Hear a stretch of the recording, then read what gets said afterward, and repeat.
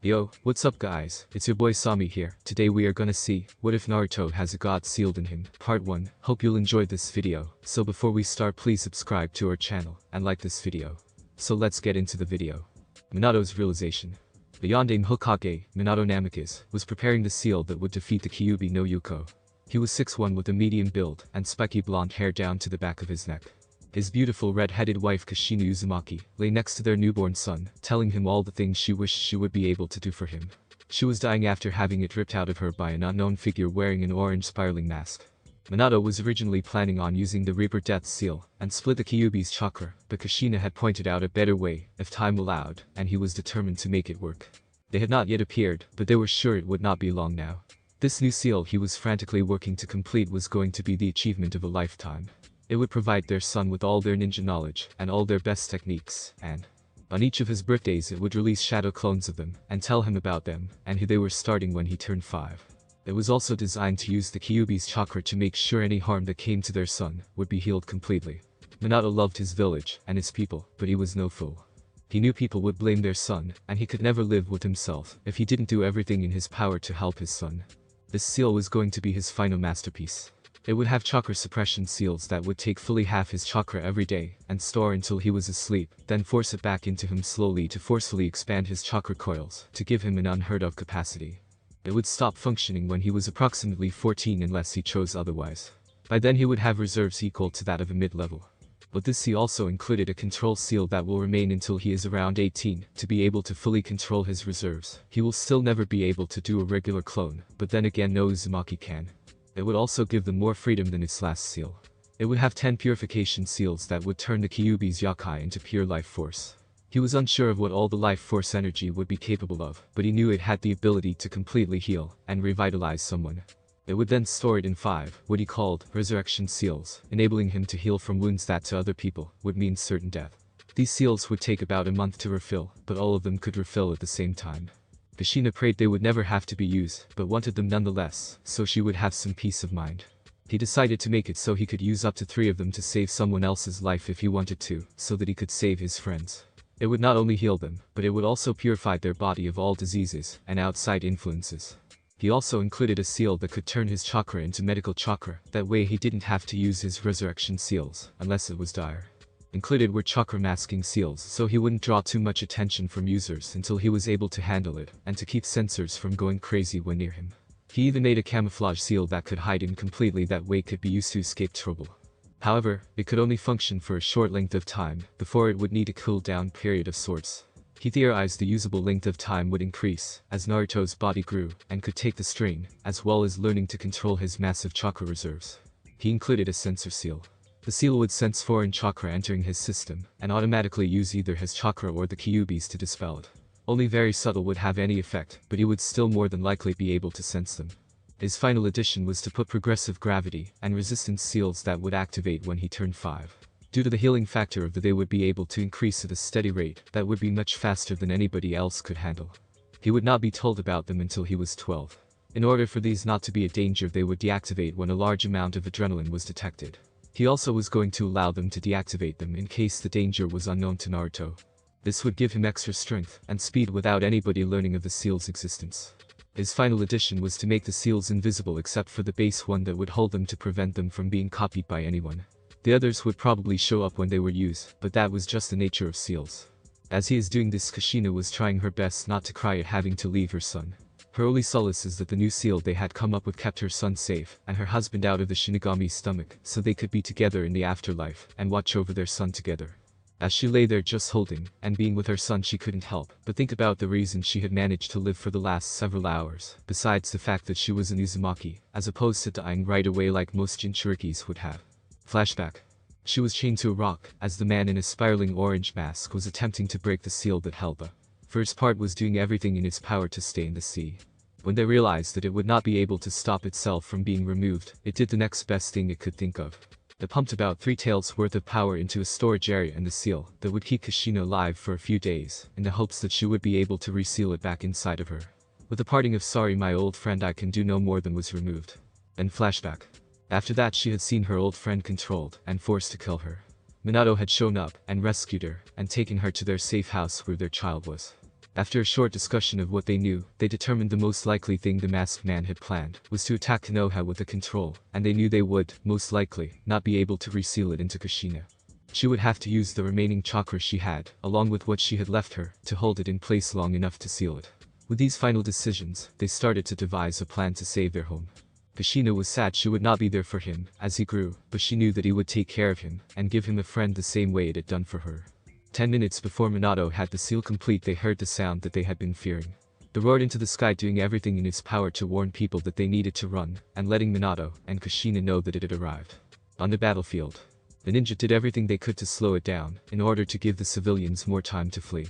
Jutsu after jutsu was thrown at the Kyuubi, but they were no more annoying than a mosquito bite to it. Calls of "we must hold out until the fourth arrives, and defend Konoha at all costs" were heard echoing across the battlefield. The Sandaime Hokage, Hiruzen Sarutobi, stood on a wall above massive gates, waiting for the to make a direct attempt on the village. As he stood there waiting the inevitable, he muttered to himself, "Minato, where are you? Your village needs you. I don't understand how this happened. I thought he was happy with Kushina. With you there, the seal should never have broken." It was at this time Jiraiya arrived next to him. "I have a message from Minato. He says he needs 5 more minutes to finish his plan," Jiraiya informs him. "I fear that may be 4 minutes too long," says Hiruzen, as the Kyuubi arrives at the village gates. Summoning Enma, and having him transform into the adamantine staff, he attempts to halt the beast, only to be flung back several blocks with nothing but a sonic roar that destroys everything in its path. This caused the first of many civilian casualties that night. Hiruzen tries to push the back by extending his staff, only to meet it in a brief stalemate before Jiraiya steps in. Dot swamp of the underworld rings out, as the ground underneath is liquefied, and it starts to sink.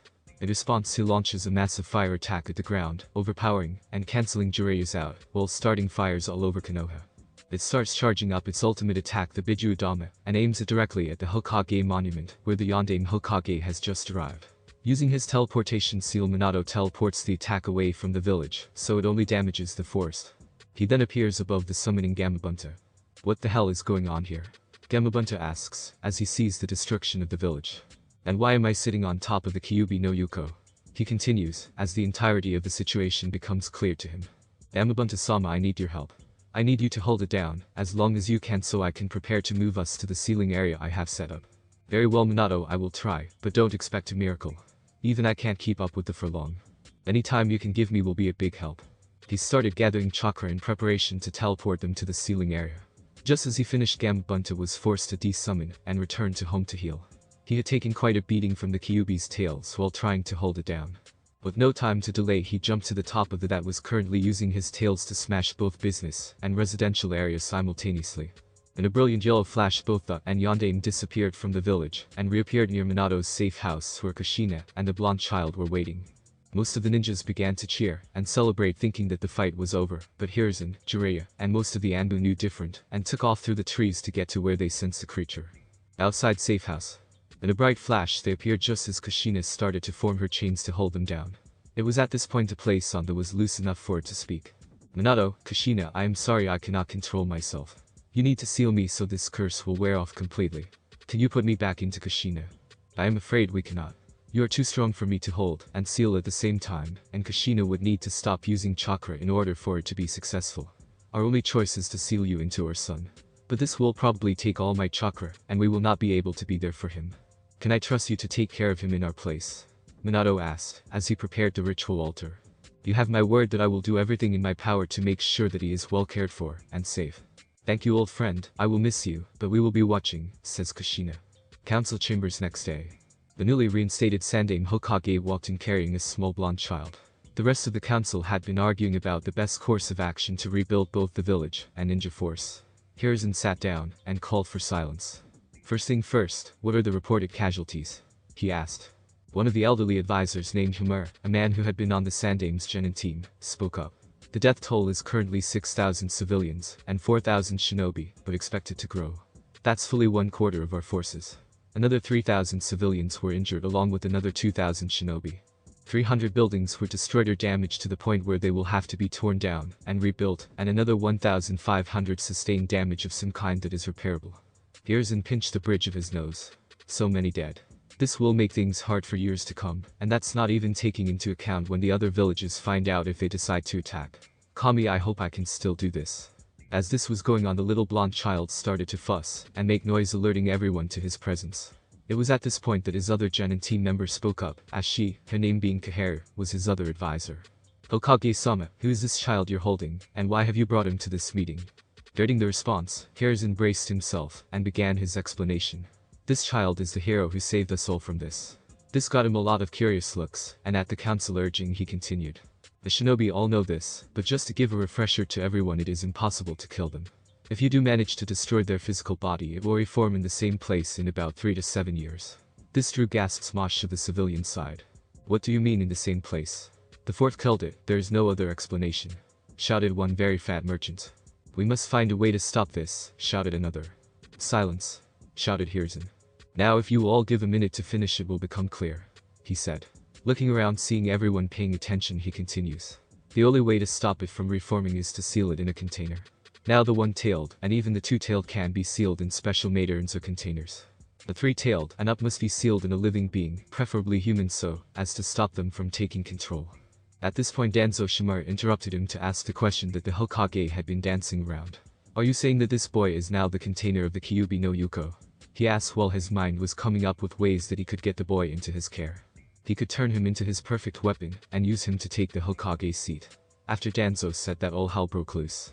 The entire civilian side was calling for his blood. We must kill the demon, screeched a pink-hair woman. The Yonde made it weak so we can kill it, said another. He turned it into a child to make invulnerable, shouted the third. Hiruzen was beyond furious and blasted them, killing while calling for silence. No one, and I repeat no one, is going to harm this child. It was Minato's wish that he be seen as a hero for bearing such a heavy burden. If these are the reactions I can expect for all of you, then I am going to make a few new laws right now. 1. It will be punishable by death to tell the younger generation about him containing the Kyuubi. 2. It will also be punishable by death to tell the child about what he carries. At this, Minnie looked upset, but decided it was not the time to test the Hokage, as he was in a rather foul mood. Everyone at this point was wondering what he would do with the child. Danzo wanted to bring up the subject, but knew that if he did it would make him appear eager and cast suspicions on his motives. Finally, after almost 2 minutes of silence, Inoichi Yamanaka, the head of the Yamanaka clan, decided to speak. What are you going to do with him? He could be placed with one of the clans to be raised and trained to be a shinobi. Fugakuichi had devised a plan. If he could get them, he would be able to mold him into a weapon of absolute loyalty. He decided to act quickly in order to set his plan in motion. Ichiha would be willing to raise the boy, as if he is one of our own. I have a son who is his age that he would be able to grow up with and see, as a brother, Fugaku stated. At this point, Hiyashi Hyuga decided to speak up. The Hyuga would also take him. He could receive the best training and placed within the branch family. As all the other clan leaders at this point tried to give a reason why they could be best, Hiruzen called for silence. No clan shall be taking this boy. It would tip the balance of power and make one clan far more powerful than any of the others. At this, Danzo saw his chance. I could take the boy. Give him to me and let me raise and train him. He will be the ultimate weapon for Konoha in the future and will be taught how to completely control what he said with almost the smallest hint of a smirk. At this suggestion, many of the civilians started to murmur about that maybe being the best option.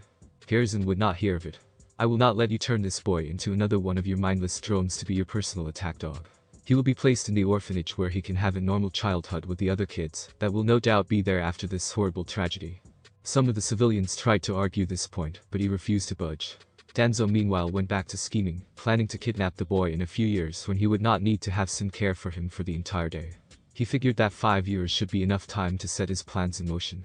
After this, the meeting was called to a close, as Hiruzen could listen to the fools for no longer. He decided that tomorrow he would take the boy to the orphanage. Next day, orphanage. Hiruzen handed the boy to the matron at the orphanage, asking her to take good care of him and to speak to no one before delivering him to her. He now had no whisker marks and traditional Uzumaki red hair. The matron asked his name and was given the response by Naruto Uzumaki. 5 years later. Children run for many reasons. Playing tag, finding a place to hide while playing hide and go seek, racing to get to the park to play, or even just racing to see who is faster. The boy we find running now is not playing a game of any sort. He is fleeing several drunk civilians trying to, at least what they said anyway, finish Yondame's job and get the demon brat. Semi-flashback. This was a relatively new phenomenon to the boy. Until about 6 months ago, he was treated just like every other child in the orphanage. That is until his hair turned blonde and a whisker mark appeared on his face. When this happened, the matron went to the Hokage to ask what could have happened. Unfortunately, when she could not find the Hokage, she settled for his advisors, even after she was told never to divulge information on that child to anyone but him, fearing that his health may be at stake. When she told Humur and Kaheru, their eyes widened for a brief second, as they put together who the boy was almost instantly. They assured her that everything should be fine, and they would look into it. They then proceeded to tell the civilian side of the council and Danzo of their discovery. The reactions were mixed. They had been looking for the boy for over 4 years, and had no luck finding him. No child matching their given description was ever spotted at any of the orphanages. But now out of nowhere someone came in telling them of a child that had changed overnight to look like the one they were seeking. It was obvious that the Sandaime had placed on the child to change his appearance. What they didn't know was that it only worked on adults. The rest of the children saw Naruto for who he was, and he had become friends with many of the clan children already. He had played with them in the park several times a week from the time they were 3. Danzo had shown up the next day, and attempted to adopt the boy. The matron, who was a bit suspicious, started the process, and told him to come back a few times over the next week to get to know the boy to help him adjust to the change. The final day he was to visit and take Naruto home was the same day the Hokage had showed up to reinforce that he used to change Naruto's appearance. When he got there, and realized it slipped, he asked the matron if any parties had suddenly expressed interest in him. She showed him the forms that were being filed for his adoption, the same forms she had sent to him, but never arrived. He didn't recognize the name, and decided he had better wait for the person to show up. If this was a real family that just wanted to give him a home, he would be more than happy to allow it, after he ran some of his own checkups on them of course. But he had a sinking feeling that it was someone with less than pure intentions. Hiding himself in the shadows, he waited until the door opened to reveal Danzo. When he asked the matron if Naruto was ready to go with a big smirk on his face, Hiruzen nearly lost it. At this moment he stepped out of the shadows, and confronted Danzo. To say Danzo was surprised was an understatement. Hiruzen very carefully explained to Naruto, who had arrived in the meantime, that Danzo would not be able to adopt Naruto because he was becoming very sick, and didn't want to take the chance that Naruto would catch it. The irony was not lost on Danzo. Hiruzen then quickly and quietly whispered in Danzo's ear, "If you so much as attempt to contact Naruto again, I will personally kill you, and all of you rude agents." "That's right, I know you didn't dismantle it like I ordered. This is no threat, it is a promise." With that, Hiruzen turned to Naruto, and asked if he would like to get some lunch, as an apology for what had happened. Danzo hadn't moved, still frozen at what he heard. He was not scared. Death didn't scare him. He was surprised that Hiruzen had found his backbone again. Seeing that he would not win this day, he went back to his plotting. He knew he could not openly defy or oppose Hiruzen. He was called the Shinobi no Kami, the god of shinobi, for a reason. After that, Naruto's life had taken a turn for the worse. The nice matron had been removed through action on the part of the civilian council, and Danzo, who decided if he couldn't get to Naruto, he would try to make Naruto come to him. He wanted his weapon. They replaced the kind matron with one of their own choosing. She was someone that saw Naruto as and treated him as such. She told the other kids to stay away from him, and started kicking him out when she was teaching the other kids.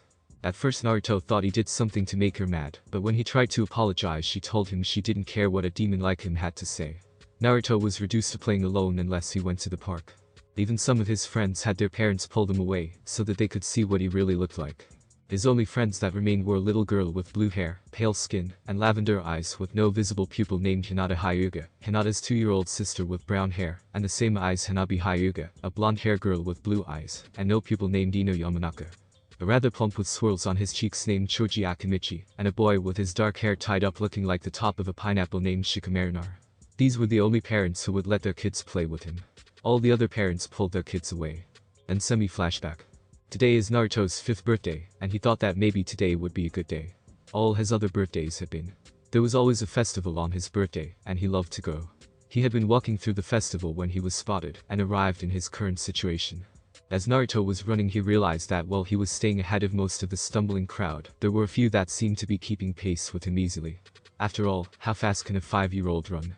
What he didn't know is that they were herding him to a less crowded area away from the Anbu and Uchiha police watching the festival. When they finally got him far enough away, they cornered him in an alley with a dead end. Only about 12 people of the mob remained. In that mob were 4 genin, 3, and 4 civilians who were not drunk. The genins and civilians went in first with nothing but punches and kicks with their bare hands.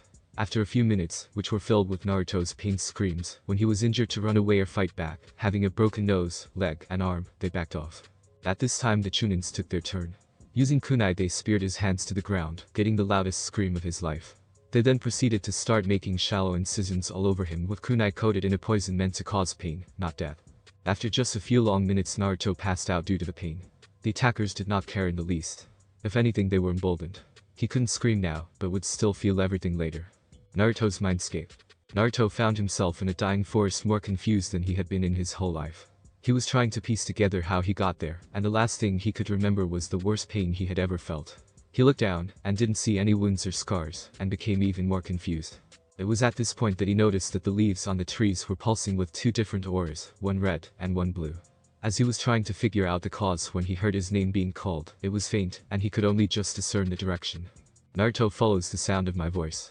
Yes, you are almost here, spoke the deep voice, as Naruto neared an impassable grove of trees. Coming around a grove of trees that he could not see through, Naruto saw a massive steel barbed fence that looked like a huge animal pen. The bars were 500 feet tall, and spaced with about 6 feet between them. The pen had to be large enough to fit the Hokage monument inside. It had a gate that appeared to be held together with just a piece of paper with the kanji for seal. After taking this in, Naruto noticed a fox with a human-like torso sitting near the gate with his tail swinging haphazardly behind him. At first Naruto didn't know what to think until he decided to count his tails. He counted 9, and began to back up. Are you the 9-tailed fox? He asked, trembling with fear. Yes, I am the great Kyuubi no Yuko, the fox replied. Why did those people bring me here? Are you going to kill me? He asked in the first part more to himself than the fox, but it was heard nonetheless. This confused the if only for a second.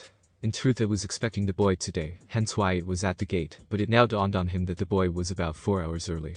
At this odd occurrence, the fox decided to ask the obvious question. What do you mean those people brought you here? I was chased through the Kyuubi festival by a bunch of people when I ran down a dead-end alley. They started to hit me, and the two of them stabbed me with knives. I saw those ninjas using my hands, and then I woke up here. Naruto explained.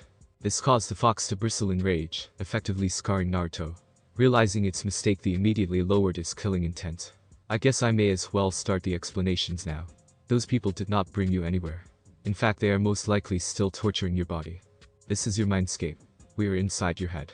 At this, Naruto didn't know what to say, as he tried to absorb this information. He was a bit scared that the people outside would kill him, but he was thankful that he wasn't feeling it. After processing that information, he had to ask, how did I get here? How did you get here? Why does it look like this place is dying? What's going to happen to me? Why aren't you dead? Kyuubi decided to slow him down before he got too far into a panic. First off, I am not sure how you got here. It may be in response to the pain. Second, how I got here will be explained later. Third, this place is a representation of you. 6 months ago, the place was green and beautiful. It looks like this because of how you have changed in the last 6 months. I don't know what has been happening, but it is not good. Fourth, you will be just fine. I can sense your injuries, and heal them just enough so you survive, but not enough for people outside to see. Lastly, you can't kill me, not permanently at least. After explaining this, Kyuubi decided that there was something he needed to do. I can sense they have left outside. I will send it back, and talk to you tonight when you go to sleep. I am sorry, but this will hurt. When you wake up, you need to use this hand sign, and say Resurrection Seal Kai. I will take care of the rest. When he was sure Naruto understood, and could do, as he was told, it pushed him out of his mindscape. Meanwhile outside, after stabbing the kunai through his hands, they proceeded to stab his arms and legs, repeatedly working their way in. When one of them got too excited and decided to cut his throat, they stopped them. Are you too insane? If you kill him here, in 3 years he will reappear in his full demon form back to full power. This caused Chunin to step away, while Jonin performed a quick to cauterize his wounds so he wouldn't bleed out. But I'm still in pain. After this, they quickly fled the scene, as the use of chakra would have no doubt alerted the Anbu. A dog masked and a weasel masked Anbu landed in the alley moments later. Dog asked, are you sure this is where it came from? Yes, replied Weasel. After a quick check of the alley, they notice what looks like a burnt pile of tattered clothes. When they get up to it, they find it is a child that they both recognize. Naruto. Weasel, you report this to Hokage-sama, I will get him to the hospital. Dog gets out before scooping Naruto, and body flickers towards the hospital. Weasel then does the same, but heads to the Hokage's office. Hokage's office. Weasel body flickers directly into the Hokage office, appearing on one knee. Hokage-sama, he says in a frantic tone, worrying what might happen if Naruto doesn't make it. Yes, what is a weasel? Asks Hiruzen with a little bit of worry in his voice. Weasel is one of his best operatives, and if he is shaken, then it can't be good news. Naruto Uzumaki has been attacked. He says only to faint at the massive amount of killing intent suddenly coming from the Hokage. Where is he? He yells, trying to rein in his anger so Weasel can't speak. Dog has taken him to the hospital. He manages to get out. No sooner than he says that Hiruzen is gone already at the hospital with speed even Weasel can't hope to match. Hospital. When Dog arrives at the hospital with a severely burned boy, he is immediately taken into an operating room. After 5 minutes, the Hokage arrives in an uproar when he sees a dog, and no Naruto. Dog, where is he? They took him into an operating room about 3 minutes ago, Hokage-sama, the dog tells him. This seizes his mind a little, as he sits outside making sure only necessary staff can enter the room. It seemed like days, but really it is only about an hour and a half when they wheel Naruto out of the room looking a lot worse for the wear. The Hokage sees this, and instantly begins to ask questions. Why is he still in this condition? He asks, trying to keep the venom out of his voice. We were not able to do any more at this time. His injuries are too extensive, and he is too fragile to operate on right now. The best we could do was to stabilize him, and try to keep him sedated, but even that is proving hard, as he seems to burn through it very quickly. However, his injuries seem to be healing on their own faster than most of us could do it for him, the doctor reported. They wheeled him into a room, and started to set up the monitoring equipment when they witnessed a sight that they could neither explain nor comprehend. Naruto woke up. An ear-piercing scream let everyone know he was awake. The doctor started to call for sedation when he saw Naruto reach for his IV. He grabbed the boy's hand to stop him, and was rewarded with another scream. You must leave it. It will help the pain go away when the doctor frantically tries to reason with him. But the blonde would have no part of it. Take it out, he ground out through gritted teeth. I can fix this by myself. Just take it out. Naruto screeches at the top of his lungs. Hearing this, the Hokage was curious. The look in Naruto's eyes told that Naruto really thought he could. He decided to give him his chance. The sedation was coming, and they could always just inject it straight from a needle, and replace his IV later. Really anything that the boy wanted at this point he would allow if he thought it would ease his pain. Here's motion for the doctor to remove it, and give the boy his chance. After it was quickly removed, Naruto brought his hands together in a hand sign, and whispered Resurrection Seal Kai. The doctor only heard the Kai, but the Hokage heard the whole thing, and his eyes widened for a moment, wondering what was going to happen, having never heard of something like that, and wondering where Naruto would have heard of or even received a seal like that. He certainly didn't do it himself. As soon as Naruto said Kai, a blinding golden light washed over him, forcing everybody to look away. It went on for a full minute, swirling and pulsing, making even the Hokage sweat from the amount of power that was swirling around the child. When the minute was up, and the light died down, they looked to see Naruto sitting up on the bed, as if nothing happened. His clothes were torn, ripped, and bloody, but his skin was completely healed, and he seemed to be awake, and full of energy. Everybody in the room minus Naruto just stood there with their jaws on the floor. They had never seen anything like that. It would take even the toughest Jonjins weeks to be sitting up, let alone be fully healed. He was smiling, and trying to mask his pain, but it still showed through in his eyes. His physical pain may be gone, but the emotional pain would take considerably longer to heal. Hiruzen saw this, and felt a pang of guilt that he had failed to stop this from happening, and keep him safe. He had done so well for 4.5 years, then somehow the he had placed on Naruto had worn off 2 weeks early. He had gone over it in his head, but came up with nothing but blanks. He was going to reapply it, but the council had already spread what both versions looked like, and his name. So he had settled for assigning Anbu protection to him. He decided that he needed to speak with the boy alone. After asking the doctor to check him over then leave, he sat down on a chair next to the bed, and began. Naruto-kun, do you remember what happened? Hiruzen asked. Hoping that he both did, so he could punish those responsible, and didn't, so he would not have to live with the memories of the terrible things that had done to him. A quick flash in Naruto's eyes told him that Naruto remembered everything. Some ninjas chased me away from the festival. They started to hit me, then 2 of them stabbed those ninja knives through my hands, and started to cut me everywhere with a few more. Then I passed out. When I woke up I was here, and in a lot more pain. Hiruzen could tell it was taking everything he had to hold himself together. It broke the old Hokage's heart to see Naruto in such a state. It almost pained him to have to continue this conversation. How did you recover so fast? It sounded like you released a seal of some kind. It was then that he noticed a slight hesitation that he had never seen in Naruto before. He had always responded to his questions right away.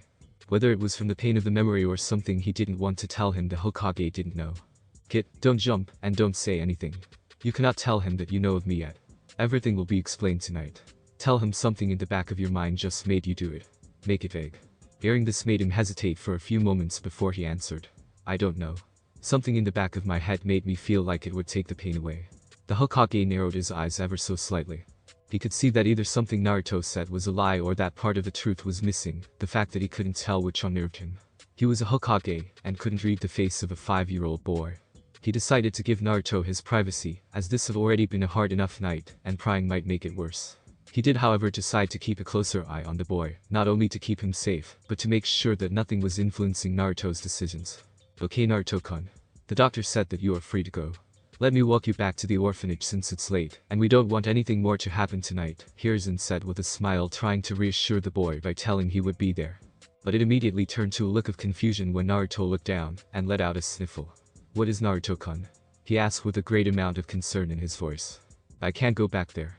They told me a demon like you isn't welcome here before they threw me out. He managed to get out through the sniffles. On hearing this, Sarutobi was now royally pissed. I can't believe the ignorance of those council members.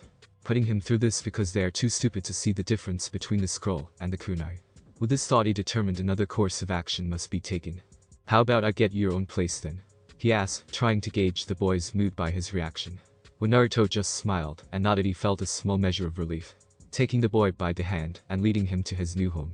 Naruto's new apartment. It wasn't much to look at. That was probably the best thing that could be said about it.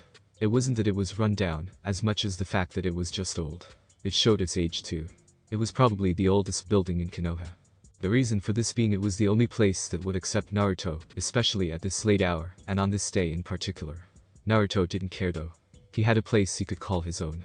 After saying his thanks for the help, he found himself very tired.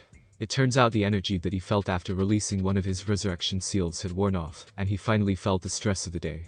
As he lay down to go to sleep, he wondered if he would ever be able to go back to the way things had been before they started calling him a demon. Hokage's office.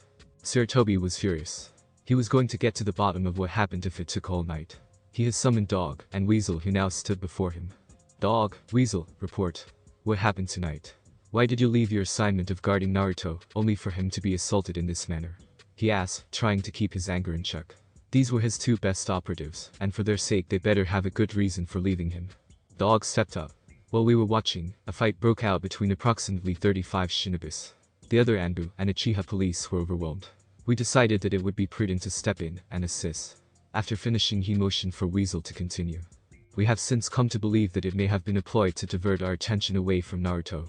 They used our distraction to chase Naruto away from the crowded areas. After breaking up the fight, we went looking for Naruto. When we sensed a large chakra usage several blocks away, we went to investigate, stated Weasel. Dog picked up again. It was at this point that we found Naruto. He had been the victim of a long torture session, and then they used it to stop the bleeding to make sure that he would survive. This last part was the most disturbing. If what they suspected was true, that would mean some of his own ninja have started a fight with plans of it getting out of control, by involving other shinobi that had no part in their plan, in order to cause a distraction large enough to pull these two away. To make things worse, they didn't want to kill him, they wanted him to suffer and live. They may have even believed that those injuries would be permanent, especially the burns. It would have been a miserable life had he not been able to heal himself the way he did. As these thoughts were running through his head, he was becoming both more enraged and burdened with guilt for failing his successor. Minato, if you could see me now, you would be ashamed. After a heavy sigh, he said, I want you two to ignore any fights between shinobi and our civilians while Naruto is in the vicinity from now on. I have a feeling this may happen again. I do, however, want you to give the illusion that your attention has been drawn. Let's see if we can make an example out of the next people to try it. Dog, you are dismissed. Hi Hokage-sama. Dog then salutes the Hokage and flickers out of his office. After this, Hiruzen makes a motion and dismisses Anbu guards stationed in the room. He puts up a privacy barrier. Weasel removes your mask, Sarutobi commands. Weasel follows the order to reveal the face of a young teenager with black eyes, tear tracks, and a serious expression. This was the face of Itachi Uchiha. What do you have to report on the other matter? Sarutobi asked cryptically. They continue down the fool's path. I fear that they are only a few years from truly being lost. Itachi replied in kind. Very well. We must prepare for the worst. Do they still plan to use him as a weapon? Hiruzen asks. I am afraid now more than ever they believe they can. They think I will bring him when the time comes and control him for their bidding, replied Itachi. It cannot be helped then. We will continue to try diplomacy up to the last reasonable moment, but after that I am afraid I will have to take action. Hiruzen warned. I just hope it never comes to that. As do Itachi, as do I. Naruto's mindscape. Naruto woke in the dying forest again and headed towards the gate he found last time. When he got there this time, Kyuubi wasn't alone. Standing in front of the cage was a tall man with spiky blonde hair and a beautiful woman with waist-length blood-red hair. Naruto recognized the man easily enough. It was his hero, the Yondaime Hokage. As he got closer, he could see they were talking to him and did not look happy. When they noticed his approach, they immediately quit talking and turned to face him, seeing confusion in his expression. No one spoke for a few moments until the woman could no longer contain herself. She ran to Naruto faster than he could see and swept him up in a hug. I'm so glad I finally get to see you, cried the woman with tears running down her face. At first Naruto didn't know what to do. He started to struggle to get away, but after he realized that she wasn't trying to hurt him, he calmed down. Who are you, and how did you get here? He was very confused at what was happening. This only made the woman squeal about how cute he was and hug him tighter. He started feeling the need for air. A part of him would wonder how that was possible after he learned that this was his mindscape. After being released from the hug, she set him down and decided to try to get this awkward part over as soon as possible. My name is Kushina Uzumaki, and I am your mother Naruto-kun. It was this sentence that would change his life forever. At first he was uncertain of how to react. Several emotions went through him all at once: happiness, confusion, anger, disappointment. After a moment, when he gathered his thoughts, he asked the first question that any kid was asked. How can you be my mother? She is dead. And if you weren't dead, where would you have been? That was what he was told his entire life, and he was having a hard time believing what she said was true. Her face turned into a small frown as she began her explanation. Naruto-kun, what I am going to tell you will be hard to believe at first, but just let me explain before you ask any questions. First, I am dead. Hearing that, Naruto jumped back. Ghost. He screamed while cowering away from her. Kushina only giggled a little before continuing. I am only partially here. I am sorry that we couldn't be there for you. Given what happened, this was the best we could manage. I am only a part of my previous self, a soul shard. I tore off a piece of my soul in order to see you when you would be old enough to understand. I am not a ghost. Kushina explained to Naruto, who relaxed a little as the blonde man walked up to them. Okay, if you're my mother, then why is the fourth here? He asked, trying to piece things together. That's an easy question to answer. I am your father Naruto-kun, stated Yondan. As Naruto tried to start questioning him, he was silenced by the blonde man. Let your mother, and I explained before you ask too many questions, so that we can make the best use of our time here.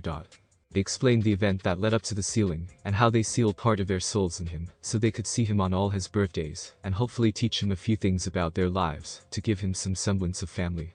They told him about how he would slowly absorb their skills, and knowledge of, and techniques. They however could decide when he was ready for certain ones, which he would only be shown during one of their meetings. After this explanation, Naruto was starting to get excited. Wait until I tell people I'm your son, there's no way they'll be mean to me after that.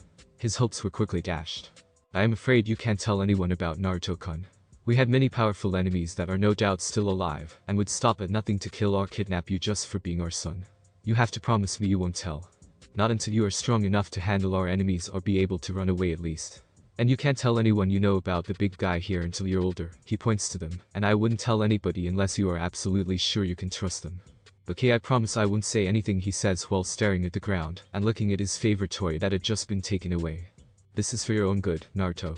In time, when you get stronger, you will be able to tell people. After this, they showed Naruto how to unlock his chakra, and a few chakra exercises to do in order to gain better control and grow his chakra. They of course left out the seal that would take half his chakra every day. His mother gave him some ideas for pranks he could pull on people who were mean to him or just for fun, much to the chagrin of his father. Next was the conversation about his possible bloodlines. Naruto-kun, there is a good chance that you are going to develop two bloodlines. The first being the Uzumaki chakra chains that, when properly trained, are pretty much unbreakable. Only certain Uzumakas get these, and there is a very good chance you will have them since I did. You can't let anyone ever see these because they will know right away who you really are, said Kushina, trying to impress upon him how important this was. You may also develop the Sharingan. At this, Naruto flipped. I'm a Uchiha. Why do they treat me so badly if I am one of them?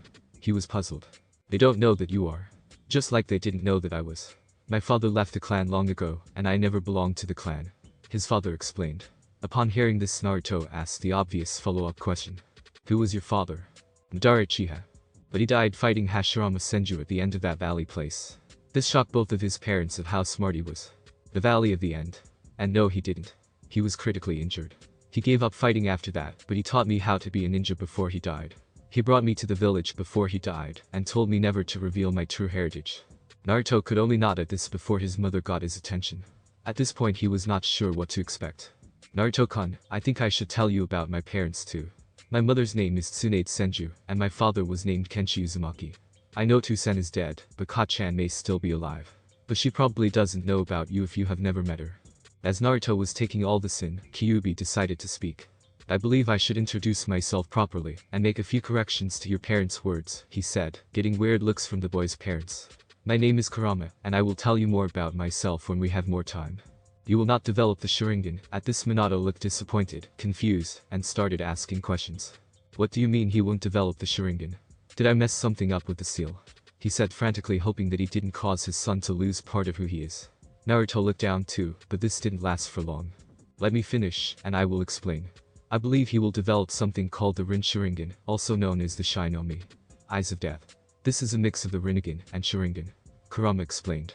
I don't understand. How is that possible? Asked a very confused Minato. Kurama explained that it was because he was the first to have the blood of the Uzumaki, Senju, and Uchiha, since the mother of the Sage of Six Paths. These eyes were something that not even the sage wielded, deciding to elaborate more when Naruto actually awakened them. They then moved on to other matters such as using the Kyuubi's chakra. They told him only to use it, as a last resort, and there was no other way. Kushina showed him another chakra control exercises to push back this chakra, should he ever pull too much, and lose control, but told him to practice it away from people, just in case, until he mastered it, and never where someone could sense him. When their time began to grow short, Minato decided he needed to get in some final explanations before they left. Kurama-san here is not the demon people believe him to be. He was forced to attack the village. At this, Kurama growled at the memory. He was a good friend to your mother, and he is going to be your friend, and help you. They then told Naruto the full story of what happened the night he was born. Naruto looked up at the massive fox to see him nodding his head, and that made him smile. He would finally have a friend. At that time, Minato walked over to the gate and ripped his seal off, opening the gate. After their goodbyes, Naruto felt himself being pulled back into the real world. Naruto's bedroom. When Naruto woke up, it was the next morning. Rubbing the sleep out of his eyes, he spoke to himself, what a weird dream. There's no way they could have really been my parents, and the whole Kurama thing. Maybe I hit my head. It was not a dream, kid. I am very real. But you're so big, how do you fit? Asked Naruto. He just couldn't figure it out. Kurama chuckled a little before answering. Firstly, I am in a seal, as such size doesn't really matter. Second, don't speak out loud when you want to talk to me. Just think what you want to say, and I will gear you. Don't want people thinking you've gone crazy or that I have taken you over. Okay. Okay, you mean like this? As Naruto tried thinking his words. Yes, just like that. Now I have a few things to tell you. Since your father opened the seal, you are going to get some of my senses. You should realize now that you can hear, see, and smell much better than before. As Kurama was saying this, Naruto noticed he could smell how old and dusty his apartment was.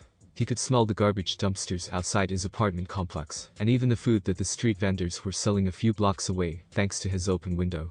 He noticed that he could hear other people in his apartment complex having the breakfast table conversations. Sadly, many were about how they should move now that the demon lives there. He looked out his window, and could see a great amount of detail on the Hokage monument. You're right, I can, but what is the other feeling I have? It's like I can feel some of the people here are angry, and some are happy. There are lots of other weird things too. Naruto said while trying to figure it out. That is the last sense that you have gained from me, the ability to sense emotions of all kinds, even intentions to a point. This will make it impossible for someone to sneak up on you, especially if they intend to harm you or someone near you. I see now. That is so cool, I'm going to be the best ninja ever. He shouted out loud only to quickly slap his hand over his mouth. Oops. Alright, that's enough gloating. Head to a training ground that hasn't been used in a while. We are going to start your training, Kurama said with an evil smile Naruto could feel. 1 year later. Naruto was running again. It was his 6th birthday, and the Kyuubi festival was in full swing. This was the first attempt since his last birthday from anybody trying to hurt him. He knew he could escape from most of the pursuers with ease, but he also noticed that the 2 Anbu, who had been following him for the last year every time he left his home when he headed into town, were staying with the chase from the shadows. He could feel that they were angry, but that it wasn't aimed at him. He would have just lost the others, but he didn't want anybody to know what he could do. Kurama had been working him into the ground 5 days a week, and making him eat healthy. Combined with his already stamina from being both A and Uzumaki, he could train for hours every day, and still had energy to play with the few remaining friends he had on his off days. He mainly focused on chakra control and physical conditioning. He had learned how to walk a tree and water walk, and was about to start on what they called the Academy 3. Henge, substitution, and clone. They had found that with enough practice he didn't need the control seal for tree and water walking, and that made Naruto determined not to rely on it. Kurama told him the less he did the better of a ninja he would be. This time Naruto didn't make the mistake of turning down a dead end, and instead headed for an open training ground. When he arrived, he turned to face his pursuers. What do you want with me? I never did anything to you. Naruto snarled out. He knew why they were after him, but he had also figured out that before the Anbu could do anything they had to either attack him or break the Hokage's law about Kurama. What do we want? Don't play dumb. You know what you did. You killed my parents, Demon stated. That was among the group. We are here to finish what the Yondaime started, stated another. Several others had similar things to say, as they began to close on him. He wasn't worried though. As soon as they got within striking distance, the 2 Anbu he sensed flickered between him and the crowd. Within seconds the entire mob was unconscious and on the ground. It was then that the Hokage showed up with 10 more Anbu. Take these people to Ibiki and tell him to have fun, he sneered. Hokage Sama responded to the men as they each grabbed 2 members of the mob and flickered away. The Hokage then turned to Naruto. Are you alright, Naruto-kun? He asked with worry in his eyes. I'm fine, Jiji. I'm just glad those 2 were following me the whole time. This is the first time anybody has tried to hurt me since my last birthday. I figured it was because he motions to Dog and Weasel, were always following me. At this revelation Hiruzen was quite stunned. A 6-year-old boy knew 2 of his best Anbu had been following him the whole time. Dog and Weasel looked equally stunned behind their masks, with a little bit of shame thrown in. Hiruzen just had to know how this was possible. Naruto-kun, how did you know they were there? Without hesitating he said, I can hear them. Kurama had told him this would be the best excuse to give, because while it was true it was also the one that would garner the least suspicion. Naruto-kun, they're 2 of my favorites. What do you hear when they follow you? He was not ready for Naruto's response. Well, Jiji, when they move, they don't make any noise, but their heartbeats always give them away. This seemingly simple answer set the old Hokage's head spinning. He can hear someone's heartbeat. I wonder if this is because of the fox. It doesn't sound like what I would expect, but I will have to keep a better watch from now on. Through Hiruzen while looking for any trace of a lie. He again saw something that told him he was telling the truth, but that there might be more to it than he let on. 4 months later, rooftop of Naruto's apartment building. Naruto was enjoying the cool night air. This was the first time since his 5th birthday that he didn't see, hear, smell, or sense Dog and Weasel. They had taken off about 20 minutes ago in quite a hurry. Naruto had heard their radios say something about a possible kidnapping in the clan district. He didn't think much of it and used it as an excuse to relax and be himself for the first time in a long time. Sure, he let them see him train, but to the outside observer, it looked just like anything that the clan children would normally do. As Naruto was sitting there, something caught his attention. Pure unbridled fear, coming from one person, and a small amount of fear mixed with cautious joy. These emotions were a new combination to him, and he decided to ask Kurama what this could mean. Hey Kurama, do you sense that? He asked in his head. Yes. It could be the kidnapped victim and kidnapper. If that is the case, then they have made it past the Anbu. We should probably go check it out. Yeah, you're right. It would be right to just leave them to their fate. Not if I want to be Hokage someday.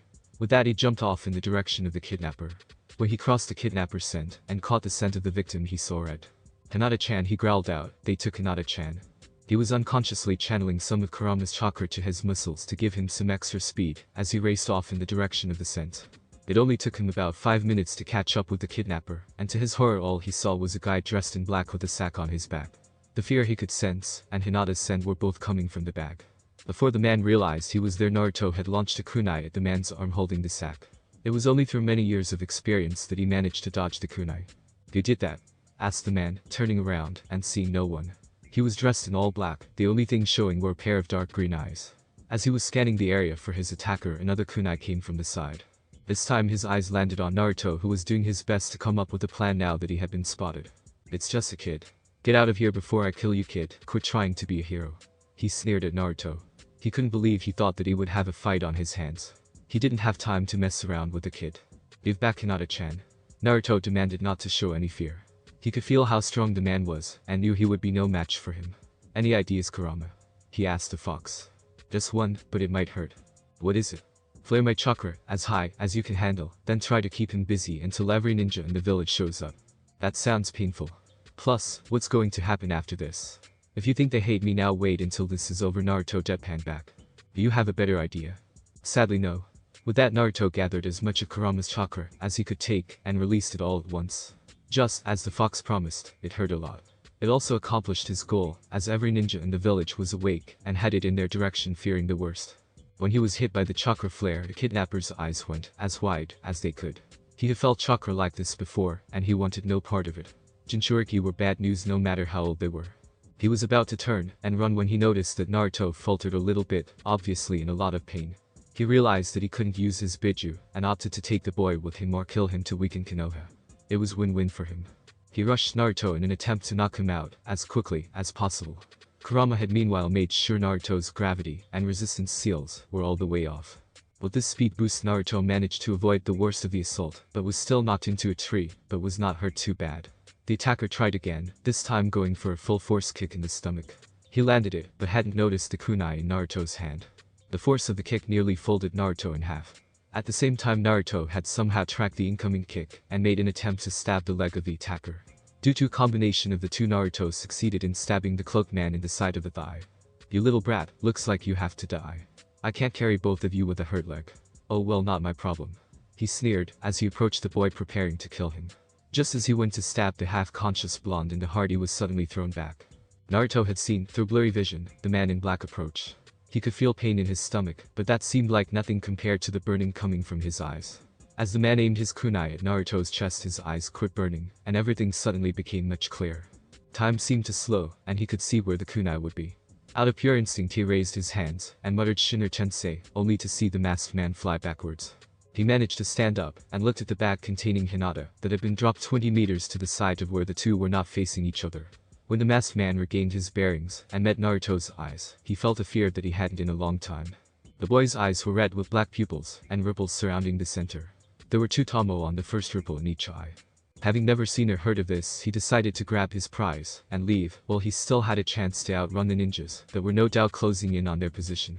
Looking between the boy and the bag containing the young, and most importantly unbranded, Hyuga, he made his choice and darted towards the bag. Just as he was almost there, it was suddenly gone. Naruto had seen the fear in his eyes and his brief internal debate before he bolted for the bag containing Hinata. Acting on instinct again, he pointed his hands towards the bag and whispered "Bansho Tenin." With that, the bag that had Hinata flew into his hands just before the masked ninja could grab it. Placing Hinata behind him, he pulled out his last kunai and spoke. "If you want her, you have to get through me." He tried to act brave, but his voice still came out shaky. Not wanting to waste any more time, the man charged and plunged a kunai into Naruto's left lung. He thought he had won until he felt warm liquid running down his chest and lots of pain in his throat. He had stabbed the boy, but the boy had used his single-minded focus to get him as well. The last thing the man saw was Naruto's red eyes staring down at him with pain and fear. Hinata had crawled out just in time to see Naruto get hit and stab the other ninja at the same time. As the masked man fell, Naruto fell to his knees. Before he could fall face first, Hinata caught him. "Naruto-kun." She tried to go on, but was sobbing, thinking he was going to die, and it was all her fault. "Hinata-chan," he got her attention, "don't tell anyone about what you are going to see." She looked at him confused, but nodded nonetheless. With that, focused chakra into his medical seal, placed a glowing green over his wound, and began healing his own wound. Hinata had to blink to make sure she wasn't seeing things. When he stopped, Hinata couldn't believe her eyes. Her best friend had been dying a few minutes ago, and now his fatal wound was all but healed. He was very tired, and still had many cuts and scrapes, but none of them were life-threatening. She was about to ask him how he did that when Dog and Weasel showed up. Because they could do more than assess the situation, the children, the Hokage, and his squad of Anbu arrived on the scene. Seeing Hinata kneeling next to Naruto, who was still covered in his own blood with Dog standing between him, and a dead man dressed in all black with a kunai still in his throat, he was able to put the event of what happened together pretty quick. "Naruto-kun, Hinata-chan, are you two okay?" he asked. Hinata started to speak up, and Naruto heard him, but Naruto interrupted her. "I'm fine, Gigi. Just a few cuts and bruises. I'll be fine in the morning," he told the old cage while giving Hinata a pleading look that asked her to let it go for now. After speaking with Dog and getting a brief description of what he believes happened while Weasel attended to Hinata and Naruto. When they finished speaking, 2 more Anbu squads showed up, along with half the Hyuga clan. Hiruzen had the Anbu turn back all the ninjas that had come to stop the, saying everything was under control.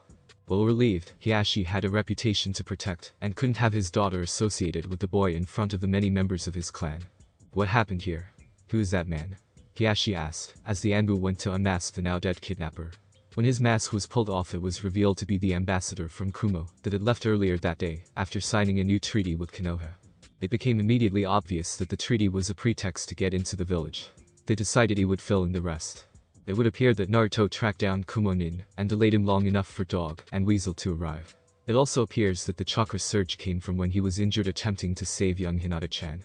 The explanation tries to give certain details while at the same time keeping it as vague as possible. Seeing that there was more to the story, but nothing he would get to hear tonight, Hiashi decided to take his leave. "Hinata comes, we must leave. Your mother took a turn for the worse because of this, and you must stay away from that boy. He is not safe," Hiashi said while throwing an apologetic glance at Naruto, one that he caught and made a mental note to check up on later. Hinata was confused, but went with her father quietly, concerned for her mother winning out over her curiosity of her father's treatment of Naruto. "Naruto-kun, I think we better talk in my office," Sarutobi said with no mirth in his voice. Naruto merely nodded and followed. Hokage's office. When they got into his office, Naruto sat in a chair in front of the Hokage's desk, and Hiruzen sat in his chair behind the desk. Okay Naruto, I want the full story. I know that you did the first chakra pulse on purpose to get everyone's attention. I want to know how. Seeing now way around it, he spoke. Could you ask your Anbu to leave? I only want to tell you. Hiruzen's eyes went wide. How did you know there are Anbu in here? Naruto just sighed and responded with, well, you already know I can hear their heartbeats, but I can see and smell them as well. This worried Sarutobi even more. Even he couldn't see them. He waved them out, and 3 out of 4 people in the room left. Naruto just looked at Sarutobi expectantly, and got a confused look in return. What about him? Naruto asked while pointing to the left side of his bookcase.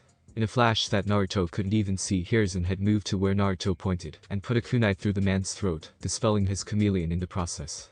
Seeing a blank white mask with Northeast on it, he instantly knew who the man served. Danzo ground out, always putting his nose where it doesn't belong. Who's Danzo? Naruto asked. Danzo is the man who tried to adopt you over 2 years ago. This is what he wanted to turn you into, he said, pointing at the now dead Root agent, figuring this would be a good opportunity to keep Naruto away from Danzo. Naruto only shuddered, glad that didn't happen to him. Now Naruto-kun, you have only raised more questions than answered. So first off, how did you see, hear, and smell my agents? Naruto seemed to be in thought, but really he had a short conversation with Kurama. What should I tell him? He asked. Everything minus my cage being unlocked, your bloodlines, my helping you, your parents seeing you on all your birthdays, you absorbing their knowledge, and any other functions of the seal that he doesn't know about, was the response he was given. Giving an internal nod, he went back to his conversation to speak with the. To Hiruzen it looked like he was just looking for a place to start. Well, let's go back to the beginning. Do you want to tell me who my parents are? Naruto asked with a smirk. Something tells me you already know, Hiruzen countered cautiously. Naruto nodded, and started to explain meeting the fox on his 5th birthday, and his parents, leaving out the 2nd, and all future meetings he would have, along with opening the cage. He explained how his senses got better because of the fox, and he gained the abilities to sense emotions. He explained how he was stabbed by the Kumo ninja before he killed him, and healed himself, being sure to leave out his eye problems. He still hadn't had a chance to speak to Kurama about that. Hiruzen interrupted him when he got to the part where he said he could see the Anbu again. How do you see them? He asked curiously.